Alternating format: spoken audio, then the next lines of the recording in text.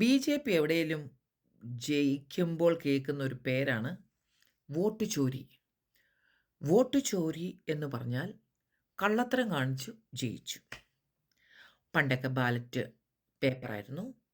ഇപ്പം ഇ.വി.എം. മെഷീനാണ്. നിങ്ങൾക്കൊന്നറിയാമോ? ഇ.വി.എം. മെഷീൻ ആദ്യം യൂസ് ചെയ്തത് കേരളത്തിലാണ്.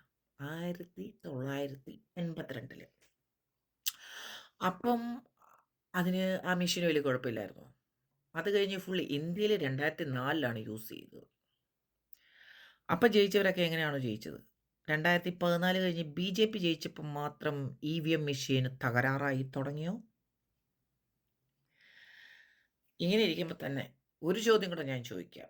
ഇന്ത്യയിൽ നടന്ന ആദ്യത്തെ വോട്ട് ചോരിയെക്കുറിച്ച് അല്ലെങ്കിൽ ഗാംബ്ലിങ്ങിനെ കുറിച്ച് നിങ്ങൾക്ക് ആർക്കെങ്കിലും അറിവുണ്ടോ? ആരായിരുന്നു ഇന്ത്യയിലെ ആദ്യത്തെ പ്രധാനമന്ത്രി? ആരായിരുന്നിരിക്കണം ഇന്ത്യയിലെ ആദ്യത്തെ പ്രധാനമന്ത്രി? എന്തുകൊണ്ട് ആ ആൾ ഇന്ത്യയുടെ ആദ്യത്തെ പ്രധാനമന്ത്രി ആയില്ല?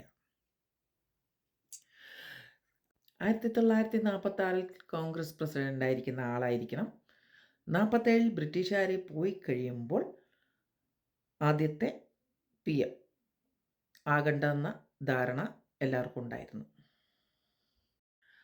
15 സംസ്ഥാന കോൺഗ്രസ് കമ്മിറ്റികൾക്ക് വോട്ട് ചെയ്യാനുള്ള അവകാശമുണ്ടായിരുന്നു. അതിൽ 12 പേരും സർദാർ വല്ലഭായ് പട്ടേലിനെ നോമിനേറ്റ് ചെയ്തു. 3 കമ്മിറ്റികൾ ആർക്കും വോട്ട് ചെയ്തില്ല. അതായത് നമ്മുടെ നെഹ്റുജിക്ക് 0 വോട്ട്. പിന്നെ എങ്ങനെയാണ് ഇന്ത്യയുടെ ആദ്യത്തെ പ്രധാനമന്ത്രി ജവഹർലാൽ നെഹ്റു ആയത്? അറിയാവുന്നവർ കമൻ്റ് ഇടുക. വേണ്ടാത്ത വർത്തമാനം വന്ന് കമൻ്റ് പോസ്റ്റിൻ്റെ അടിയിലിടാൻ നല്ല സാമർഥ്യമാണല്ലോ.